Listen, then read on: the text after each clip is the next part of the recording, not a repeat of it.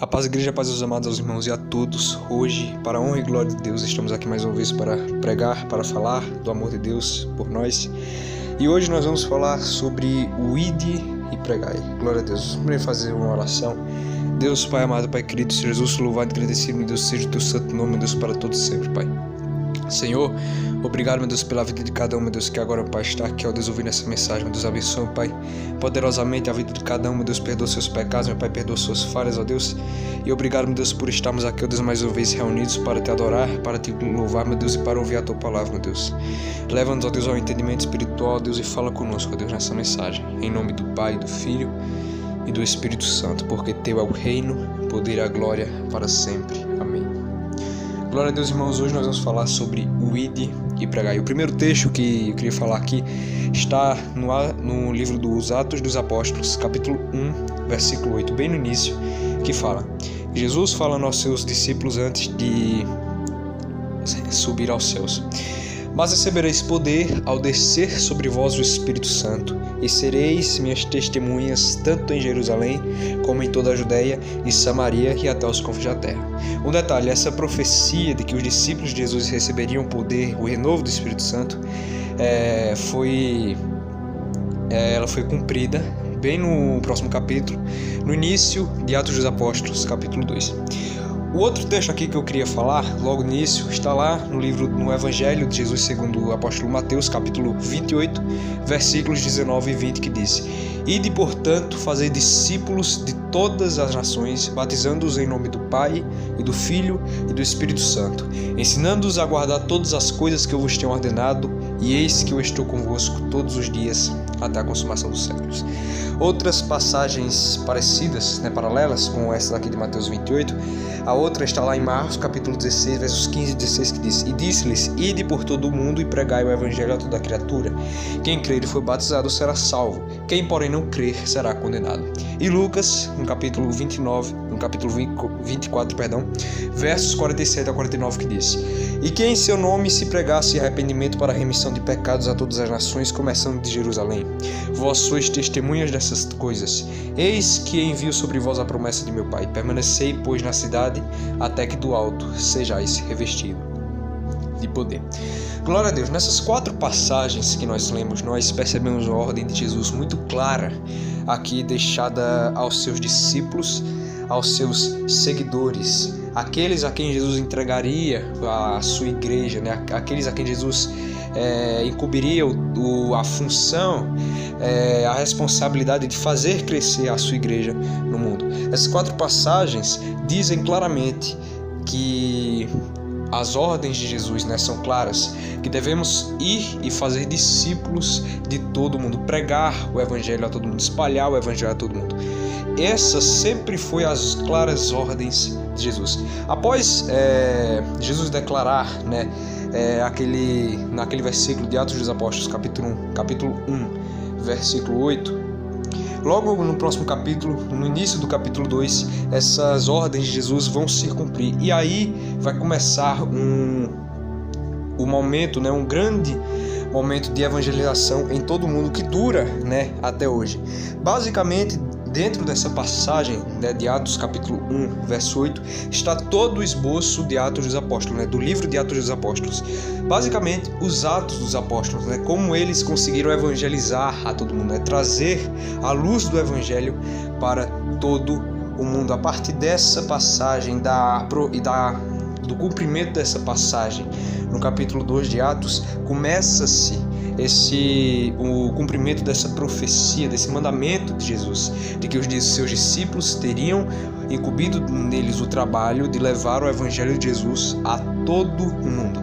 Só que é interessante pensar que essa ordem de Jesus não morreu no passado, não morreu com seus discípulos, ela não deixou de existir. A ordem de Jesus para que fôssemos e pregássemos o evangelho não morreu, não deixou de existir com a morte física dos seus discípulos, mas ela foi sendo transmitida de geração em geração, e graças ao Pai chegou até nós. Ainda mais porque, se não fossem, além dos dos 12 discípulos, né, dos 12 apóstolos de Jesus, se não fosse também as milhares de pessoas que Deus alcançou durante os primórdios da igreja e que começaram a crescer até chegar literalmente aos confins da terra, aos novos continentes, como a América e a Oceania, eu e você hoje não estaremos aqui ouvindo a mensagem de Deus. Então está claro que a mensagem de Deus não foi restrita aos 12 apóstolos e não morreu fisicamente com eles. A ordem de Jesus continua de geração em geração.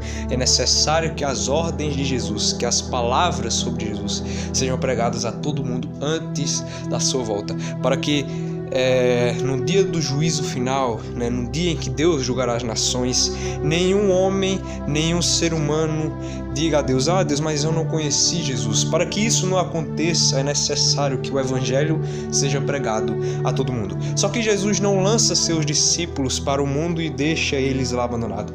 Ele nos dá uma garantia, ele dá a eles uma garantia de que o Espírito Santo os acompanharia todos os dias de sua jornada. E essa mesma promessa cabe a nós hoje, de que Deus nos acompanhará cada dia em nossa jornada, né, nessa busca, né, por novas almas.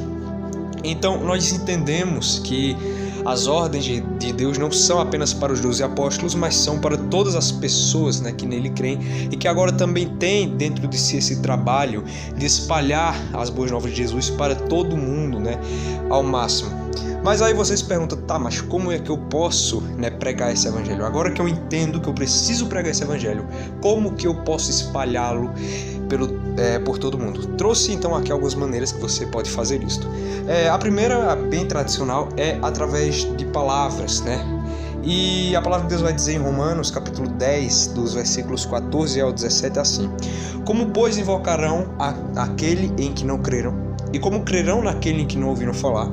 E como ouvirão se não houver quem pregue? E como pregarão se não forem enviados?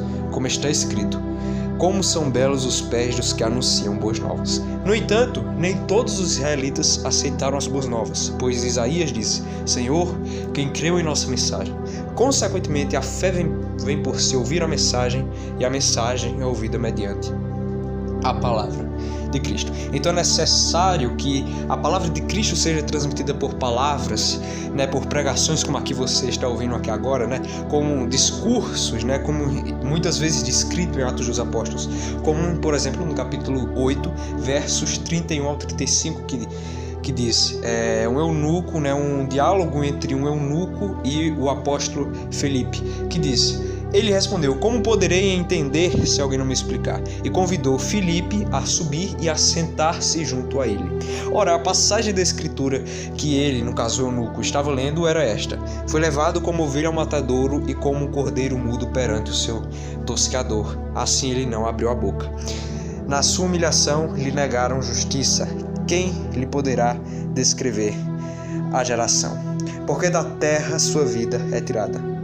Essa passagem está descrita no livro de Isaías.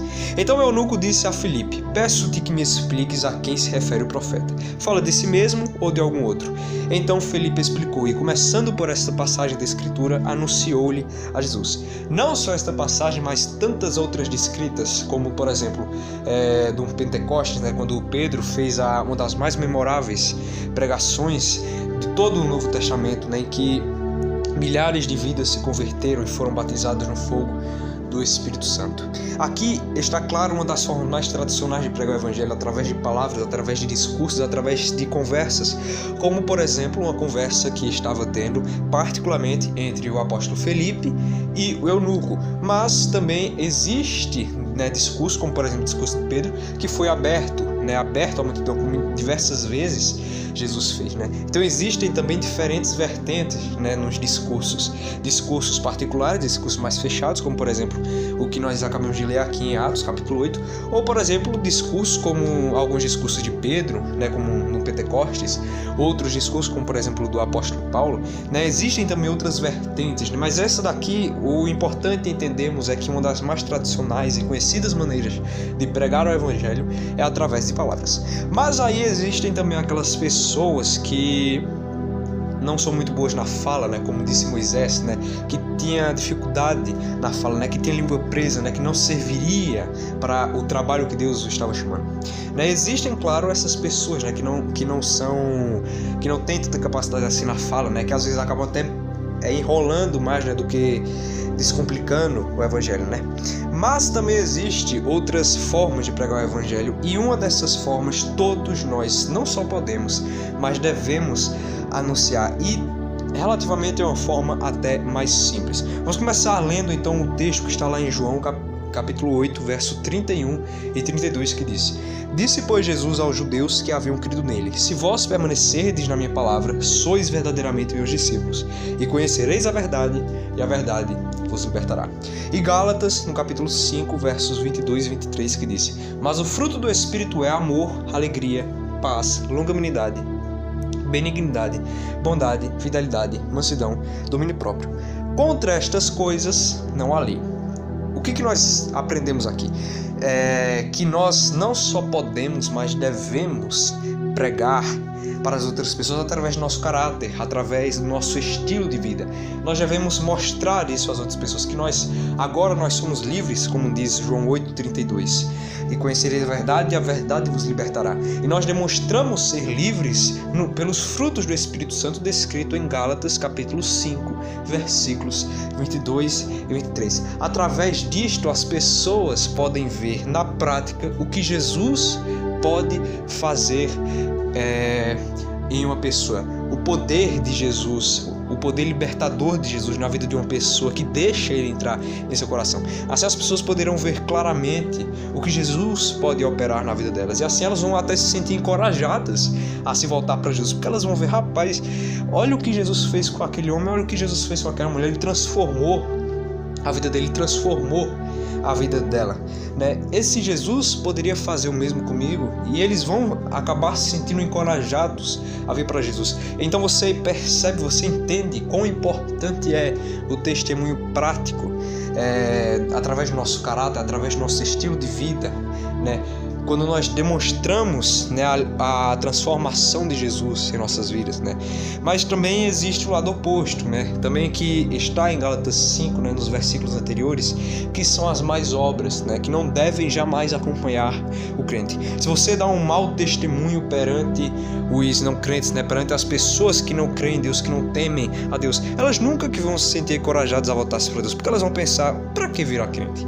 Para ser assim, como fulano, como cicrano, que nem parece que crente é, que nem parece que levantou a mão e disse: Jesus, eis a minha vida aqui em tuas mãos. Porque se ele tivesse entregue a vida a Jesus, Jesus teria transformado. Para quem então virar crente? Você percebe então, através dessa linha de pensamento, quão importante é o seu testemunho prático. Chega a ser até mais importante do que o testemunho através de palavras, porque primeiramente nem todos têm essa capacidade de fala, mas todos precisam ter a capacidade de deixar que as pessoas olhem para elas e vejam Jesus brilhando nelas. E em segundo, porque o nosso caráter, o nosso estilo de vida pode até anular muitas vezes um discurso. Isso se chama hipocrisia. Quando você prega uma coisa que você não vive, o seu mau caráter e a sua má índole, a sua perversidade prática elas vão acabar eliminando a sua teoria, né? As pessoas, apesar de ouvirem o bom de você, não vão se sentir encorajadas a voltar-se para Deus, porque elas não vão ver em você o que você prega. Elas podem até pensar que é falso o seu discurso, porque você está pregando uma coisa que você não está vivendo. Então o que você está pregando não deixa de ser uma coisa falsa, uma coisa ilusória, né? Que nem mesmo você reconhece isso. Você percebe então qual a importância do seu testemunho prático. Então é por isso que nós devemos sempre externizar o que Jesus fez por nós. Nunca andemos cabisbaixos, nunca andemos parecendo fracos, porque não é isso que Jesus fez por nós. Jesus não te chamou para ser fraco. Fraco você era, agora você precisa ser forte, porque Jesus não nos deu um espírito de covardia, mas um espírito de coragem, um espírito de luz, como diz 2 Timóteo no capítulo 1 e no versículo 7. Quando você se sentir com medo, leia Josué capítulo 1 versículo 9, que Deus diz: não, eu não mandei. Se Deus diz que te mandou, se Deus diz que te enviou, Ele vai te acompanhar, porque Deus não coloca o seu povo no deserto para morrer. Então é por isso que é tão importante que nós vivamos essas palavras de Deus, que nós vivamos mediante esse espírito de 2 Timóteo capítulo 1, verso 7, mediante as ordenanças de Josué capítulo 1, versículo 9, que também são para nossas vidas, porque nós somos servos de Deus, porque nós temos um chamado de Deus para as nossas vidas. Então você percebe o quão importante é o testemunho prático de um crente, de um cristão. Porque se você transmite essa ideia de libertação, de uma mudança radical de vida mediante a libertação em Cristo, as pessoas que olham para você se sentirão encorajadas, se sentirão destemidas em se entregar a Jesus, porque elas vão querer ter a mesma bênção que você tem, elas vão querer sentir o que você está sentindo, elas vão querer ter da mesma alegria que você tem, que mesmo que tudo esteja se arruinando ao seu redor, você continua firme, porque a sua casa não está firmada na areia, ela está firmada na rocha. E aí você compreende, qual a importância, quão importante é esse testemunho.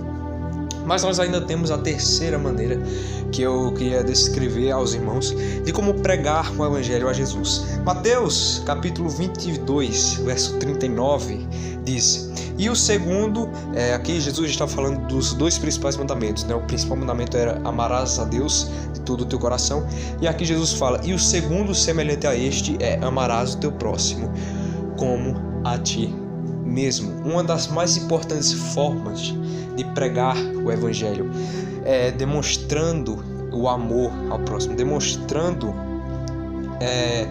bondade, demonstrando essa benignidade, que aliás está em Gálatas capítulo 5, versos 22 e 23, porque a palavra também vai dizer lá no livro de Tiago que a verdadeira religião para Deus é ajudar ao próximo.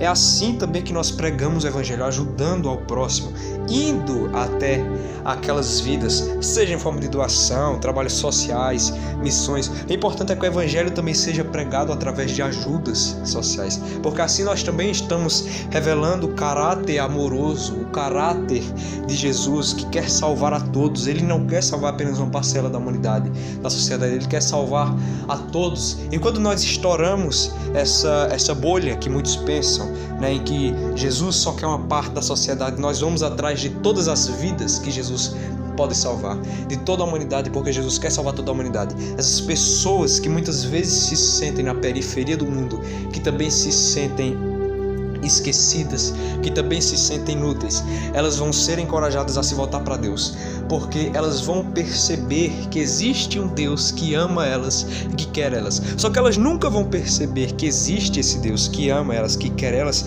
se alguém nunca lhes apresentar esse Deus. E é por isso que é tão importante as missões, por isso que é tão importante as doações, os trabalhos sociais, porque muitas dessas pessoas que são esquecidas pelos homens precisam ser lembradas de que elas jamais são esquecidas por Deus. E quem melhor para lembrar isso para elas do que a igreja? Porque a luz, a iluminação para o mundo, ela deve partir da igreja, ela nunca vai partir das trevas.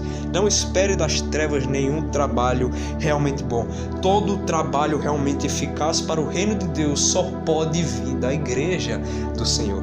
Amém? Glória a Deus. Então nós precisamos também alcançar essas vidas, porque muitas vezes elas são esquecidas, porque muitas vezes elas são jogadas para a periferia da sociedade, pensando muitas vezes que são esquecidas, e infelizmente são muitas vezes esquecidas pelo homem. Só que elas às vezes também pensam que Jesus as esqueceu, que Jesus não está mais olhando para elas. Elas começam a se perguntar por que Jesus, que aparentemente é tão bom, deixou elas naquela situação.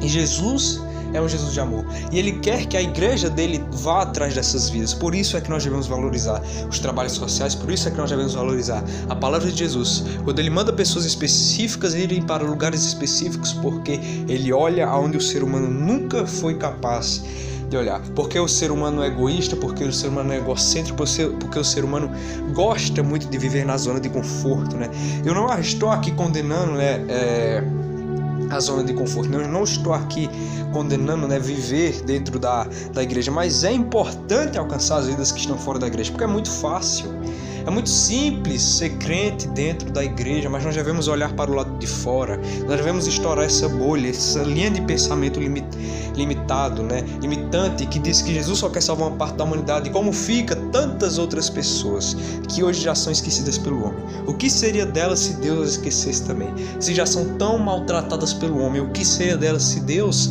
não lhes desse uma chance de salvação? Então nós devemos sair dessa zona de conforto. É bom?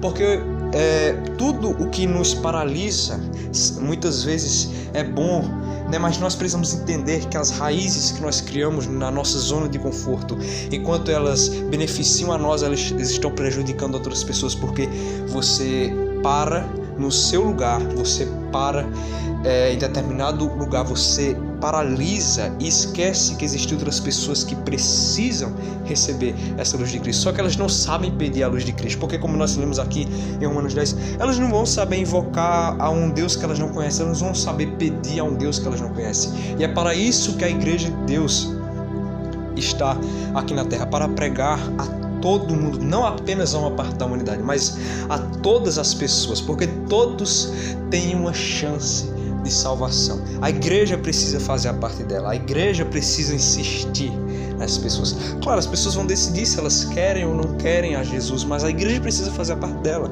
Qual é a parte da igreja? Buscar essas pessoas, ir atrás dessas pessoas, através de diversas maneiras. Então ajude, então apoie o trabalho da igreja de ir atrás daquelas vidas, de ir atrás daquelas pessoas, porque Deus envia a sua igreja à periferia da humanidade. Deus envia a sua igreja essas pessoas que são tão esquecidas pelo homem, para dizer para elas: eu não esqueci de vocês. Então ajude, apoie, porque um dia a igreja foi atrás de você.